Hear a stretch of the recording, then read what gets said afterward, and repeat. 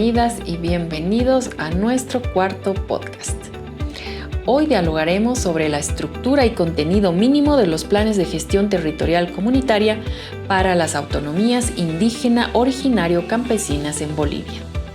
Desde el horizonte histórico hasta la caracterización de zonas de vida y economía comunitaria, descubriremos cómo estos planes promueven el desarrollo integral y sostenible.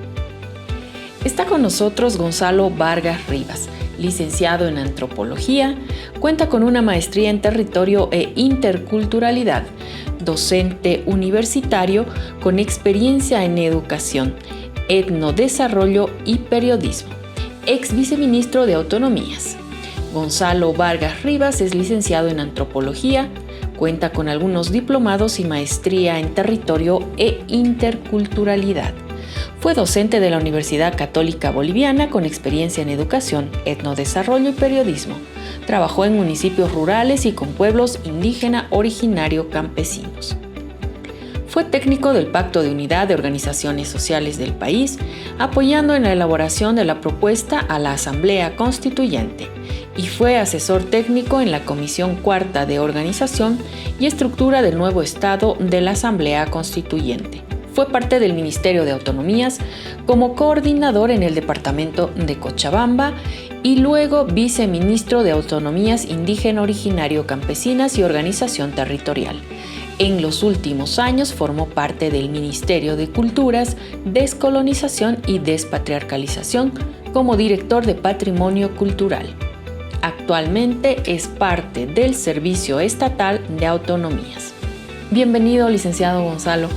Para iniciar este diálogo, ¿cuál es la diferencia principal entre un plan territorial de gestión integral de un gobierno municipal o departamental con el plan de gestión territorial comunitaria? ¿Y qué información o contenidos debe tener su estructura? Es importante, para tener una idea clara al respecto, hacer referencia que el año 2009 Bolivia ha adoptado una nueva constitución política del Estado. Y esta constitución establece el modelo de Estado que queremos construir en Bolivia, que es el Estado plurinacional, ¿no? Que implica la articulación de estrategias civilizatorias, por un lado el modelo republicano, que institucionalmente se refleja en las autonomías municipales, autonomía departamental y la propia estructura institucional del Estado. Pero por otro lado está el modelo comunitario, ¿no? Que ha estado, digamos, debajo de la mesa, por decirlo de la manera más sencilla, que no había sido reconocido por las constituciones y las leyes anteriores a la que actualmente tenemos. Entonces eso significa, ¿no?, que en el marco del Estado plurinacional emergen las autonomías indígenas como la expresión de la otra estrategia civilizatoria, ¿no?, comunitaria, en el marco de nuestros pueblos indígenas originarios campesinos. Toda la diferencia está en que los departamentos y municipios elaboran su plan territorial de desarrollo integral en la línea de la modernidad, del desarrollo económico, social, que posibilita, ¿no?, el encaminamiento al bien vivir de la población, pero en esta perspectiva de la modernidad. En cambio, la diferencia con los planes de gestión territorial comunitaria está en que ahora los pueblos indígenas tienen la oportunidad de elaborar estrategias de desarrollo más coherentes con su propia cultura, sus pautas culturales. Lo que no quiere decir volver años atrás, sino más bien cómo en los planes pueden expresar importantes potenciales de sus saberes, de sus estrategias económicas, de sus formas de ocupación espacial, de las maneras de aprovechamiento de los recursos de biodiversidad, y estos colocarlos en un plan que les permita una adecuada convivencia armónica entre su sociedad y la madre tierra, ¿no? Entonces, el PGTC debe expresar eso, en el cual obviamente tienen el derecho de incluir elementos que apuntan hacia una modernización, obviamente que sí. Entonces esa es la diferencia fundamental entre los PTDIs de los gobiernos departamentales y municipales, que están en el marco de la aspiración cultural que tienen nuestra sociedad, sobre todo en las áreas urbanas, y las autonomías indígenas, el formular su planificación en el marco de sus lógicas culturales, comunitarias, fortalecerlas para además contribuir también, ¿no?, con elementos como por ejemplo la producción importante de biodiversidad en tema de alimentos a la sociedad mayor. ¿Cómo influyen los periodos históricos prehispánicos, colonial, republicano en las estrategias actuales de gestión territorial de las comunidades indígenas originario-campesinas? Esa es una muy buena pregunta, porque si en el caso de los pueblos indígenas no se hace una retrospección de cómo estuvieron organizados antes de la llegada de los españoles y lo que vino posteriormente, es un poquito difícil entender cuál es el espíritu de la planificación territorial, porque generalmente hay la confusión de los técnicos que las autonomías contratan. Entonces, cuando ven el PGTC, lo asimilan como si fuera un PTDI municipal. Entonces, no hay una diferencia sustantiva y corremos el riesgo de municipalizar las autonomías indígenas porque corresponden a otra estrategia civilizatoria. Entonces, acá conviene decir que hay que recoger fundamentalmente tres elementos. Uno, cómo nuestros pueblos ancestrales habían generado unas estrategias de ocupación espacial en el marco de un manejo flexible, la plasticidad que llaman los antropólogos, en la línea de que nuestros pueblos ancestrales no conocían límites territoriales. Fronteras culturales sí, pero límites territoriales no. ¿Por qué?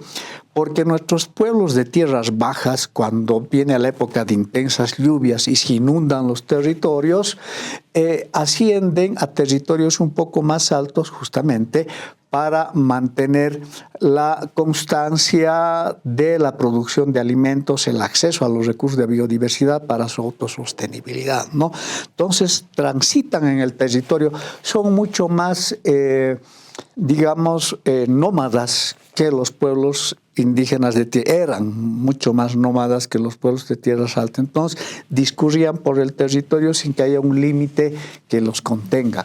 En tierras altas lo mismo, ¿no? Por ejemplo, los antecesores del pueblo aymara, los lupaca, que habitaban en el entorno del lago Titicaca, tenían como espacio o núcleo principal el entorno del lago Titicaca, pero ellos descendían, ¿no?, grupos de su población, a tierras más cálidas hasta el Océano Pacífico, ¿no?, hacia el occidente. Hacia el oriente se internaban hasta los yungas de Bolivia, de cuyos territorios, por ejemplo, de la costa del Pacífico, se proveían de guano, en el camino cultivaban maíz, cultivaban algodón, ¿no?, y al otro lado cultivaban también maíz, se aprovisionaban de miel, de frutas, de madera, de coca, con lo cual complementaban, enriquecían la dieta alimentaria. Es decir, nuestros pueblos ancestrales de tierras altas y tierras bajas tenían como condición fundamental de la ocupación de sus territorios garantizar la seguridad alimentaria de sus familias. La guagua debería estar principalmente atendida para que no le falte el pan de cada día. Cuando llegan los españoles, empieza a distorsionarse los mecanismos de organización del territorio porque nos traen los límites, ¿no? Entonces, eso se ahonda con la República, ¿no? La fundación de la República, el tema de los pueblos indígenas, su condición empeoró, ¿no? La historia nos hace ver a los españoles como los peores de nuestra evolución histórica. Sin embargo, para los pueblos indígenas fue la República, porque con los españoles todavía ellos habían reconocido en gran medida los territorios y autoridades ancestrales. En la República eso se difumina y más tarde viene la reforma agraria, que genera formas de apropiación de la tierra individual, contra lo que habían luchado los pueblos indígenas. Pablo Zárate Vilca se opuso a esta idea, ¿no? Y se redujo el concepto del territorio a tierra y tierra comunitaria. En realidad nuestros pueblos siempre lucharon por su territorio. Más tarde viene la ley de participación popular, que extiende la jurisdicción del Estado hacia las comunidades donde estaba vigente la territorialidad, es decir, las autoridades comunitarias, ¿no? Que definían estrategias, ¿no? de desarrollo en sus poblaciones, y con la ley de participación popular llega el municipio, llega la burocracia, podríamos decir también que llega la corrupción, llega el partido político. Bueno, nuestras poblaciones conocen esta historia. Este tema es fundamental porque a tiempo de elaborar el PGTC hay que reflexionar sobre estos elementos justamente para generar estrategias en el marco de la caracterización de sus zonas de vida, no el acceso y uso sostenible a sus recursos de biodiversidad para garantizar fundamentalmente la autosostenibilidad alimentaria. Si bien en nuestros municipios la estrategia es ponerle cemento, letreros y comer pollo, que está bien, esa es parte de la cultura urbana, en las autonomías indígenas se debe potenciar la biodiversidad, los alimentos de alto valor nutritivo, y ese podría ser un aporte de los pueblos indígenas a la sociedad mayor, a la sociedad boliviana, que dejemos de comer el pollo, que está bien, es muy rico, pero en términos de contenidos nutritivos es muy pobre, y lo que nuestros pueblos podrían contribuir, pueblos indígenas, es realmente valioso. Este es otro tema que hay que tomar en cuenta, ¿no? En el plan de gestión. Entonces, uno dice que tiene que ver la historia con el plan. Esto es sustantivo, ¿no? Hay que comprender cómo se manejaba el territorio y cómo se puede restablecer en estos contextos históricos. ¿Cuál es el rol que juega la caracterización de zonas de vida, sistemas de vida y zonificación agroecológica en la planificación del uso de suelos en los planes de gestión territorial comunitaria?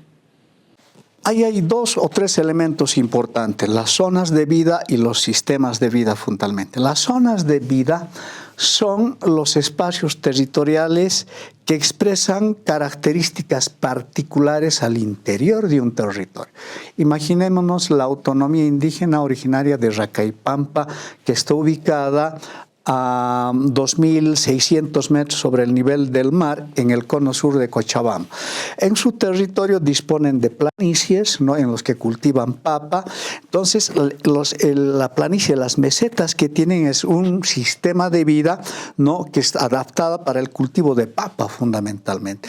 Luego tienen las laderas, ¿no? Con territorios un poquito más templados, más calientes. Bueno, Racaipampa en sí es templado porque es región de valle. Todas las zonas de ladera son espacios donde pueden cultivar fundamentalmente el trigo y tienen acceso a monte, y en el monte cultivan las legumbres, el zapallo, maíz también. Entonces, zona de vida son esos espacios territoriales que por las condiciones climatológicas no se han adaptado a determinada producción, ¿no? De biodiversidad, ¿no? En tierras altas, obviamente la papa, el trigo, la quinoa, ¿no? Y en algún espacio muy concreto donde no hay agua, no hay recursos hídricos, por ejemplo, se podría dedicar a la crianza de camélidos, de ganado. Por ejemplo, en la autonomía indígena de Charagua tienen como 3 nichos ecológicos, ¿no? Un espacio de abundante agua, otro espacio más dedicado a la ganadería, otro espacio que puede ser utilizado para la producción de maíz, por ejemplo. Entonces, esos son zonas de vida, ¿no? Que tiene características propias para dar lugar a una diversidad fauna, flora muy particular. Y los sistemas de vida es como esa sociedad ha logrado entender, ¿no? Y generar estrategias de aprovechamiento sostenible de esos elementos naturales con que la Madre Tierra les está bendiciendo para que ese pueblo lo pueda aprovechar de manera sostenible. Entonces, en eso consiste, ¿no? De que la planificación, el plan de gestión territorial comunitaria pueda establecer, caracterizar bien cuántas zonas de vida tiene y sobre ese marco generar sistemas de aprovechamiento de esos recursos. Eso también debe considerarse de manera muy fundamental en los planes de gestión territorial comunitaria. ¿Cómo se articula el gobierno comunitario y las autonomías originario-campesinas según lo establecido en la Constitución Política y la Agenda Patriótica 2025? Es importante señalar que el horizonte de referencia máximo que tienen todos los planes, ¿no? Los planes territoriales de desarrollo integral, municipal, departamental, así como los planes de gestión territorial comunitaria, deben articularse en torno a los planes de desarrollo general económico social del Estado, el PDGES, que conocemos más con el nombre de la Agenda 2025, ¿no? Y tiene 13 pilares. Entonces, nuestro Estado boliviano dice que las autonomías indígenas emergen en el marco de la libre determinación de los pueblos, pero también en el marco de la unidad del Estado. Entonces, uno de los elementos para mantener esa unidad es que en términos de proyección de Estado y de sociedad boliviana debemos apuntar a los lineamientos que nos está dando el PGDC, o sea, el plan o lo que más conocemos como la Agenda 2020. Este es un referente fundamental. Si esto es así, también habrá una articulación importante en el marco de solidaridades, de gestión pública y de gestión territorial entre los municipios y las autonomías indígenas que son vecinos, porque pueden desarrollar políticas públicas en el marco de las competencias concurrentes, por ejemplo, ¿no?